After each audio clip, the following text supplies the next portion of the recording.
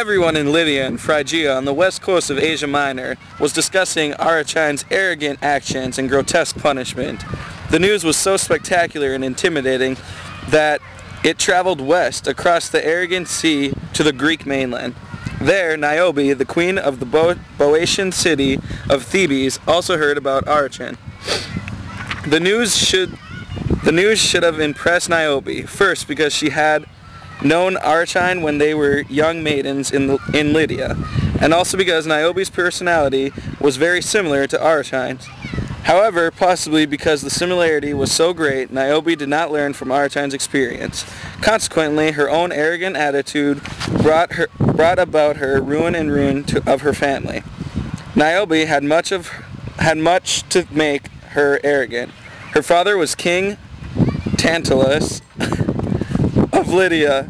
Her husband was King Amphion of Thebes, and most important to her, she was the mother of 14 glorious children. Niobe's arrogance worried the daughter of the blind Theban prophet, Phairesius, who was similarly gifted in prophecy, but concerned about the vengeance that the deathless gods take upon mortals who do not honor them adequately. The prophets walked through the streets of Thebes crying, "Woman of Thebes, dedicated sacred rites to the power of great Leto and her mighty twins, Artemis of the ranging arrow and Apollo of the silver bow.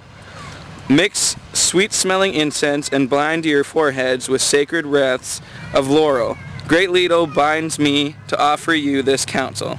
Every woman in Thebes hasted to obey the urgent summons, paying tribute to Leto and her deathless children.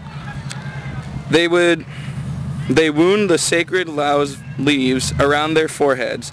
They felled their sacred fires with incense, and they prayed to the immortal gods as the prophets had commanded them. Queen Niobe appeared among the female worshippers with her loyal guard in attendance. She was the picture of beauty and wealth in her gold-embroidered Phrygian cape. However, her fair face was clouded with rage. Her long hair trembled with her anger as she obsessed over the religious ceremonies with hot eyes and increasing fury. You are all mad to prefer the deathless gods to the mortal ones. Why are you worshipping Leto instead of your beautiful earthly queen? Take off your laurel wreaths and worship me. Look at me. Look at my face. It is beautiful. Okay? No one else respects her. I am so rich and powerful that adversity cannot hurt me.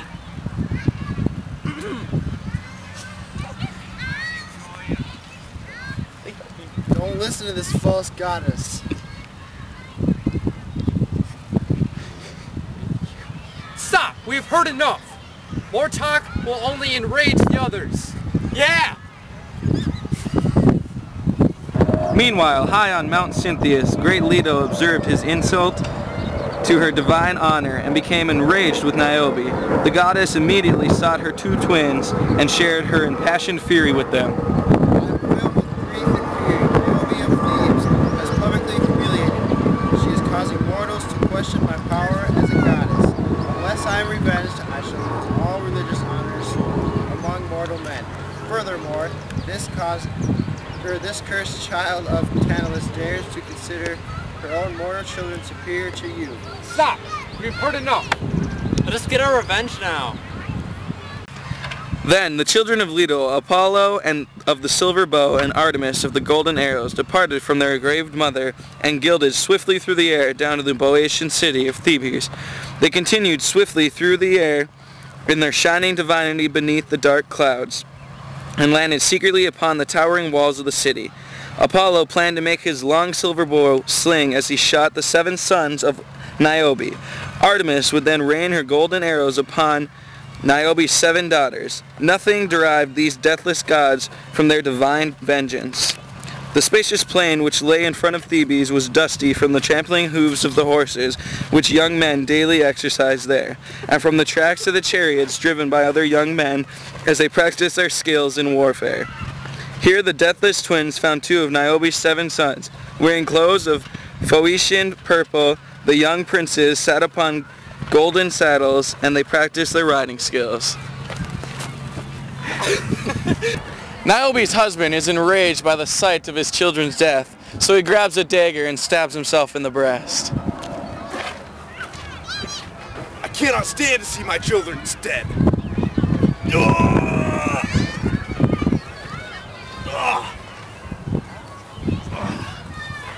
Oh no! You're dead! All my children are dead, Lito! But I still have more daughters than you do! Look, what do I say? Am I going in there or are we not going in there? Are we not going in there? A second daughter, who was trying to comfort her mother's grief, suddenly became speechless as she died breathlessly from an arrow in her throat. A third daughter fell to her death as she tried to flee from her fate, and a fourth fell upon the corpse of one of her sisters, making that lifeless body a deathbed. Don't kill her, she is the youngest of many. However, the archer goddess slew through the daughter in the midst of her mother's plea. There, Niobe sat, surrounded by death. Her husband, her 7 sons, and her 7 daughters were all dead. Niobe was now the queen of the sorrows. Hearted by her grief, she was the statue of desolation. The wind did not disturb a hair upon her head, and the rose on her cheeks faded into the pallor of grief. Her eyes did not move into the lowered head, nor did her mouth move as her pulse beats. Her neck lost its ability to turn, her arms ability to move, and her feet ability to walk. As Niobe sat, completely lifeless and still, she became transformed into a statue of solid stone. Only her tears remained warm as liquid as they streamed down her marbled face. Done.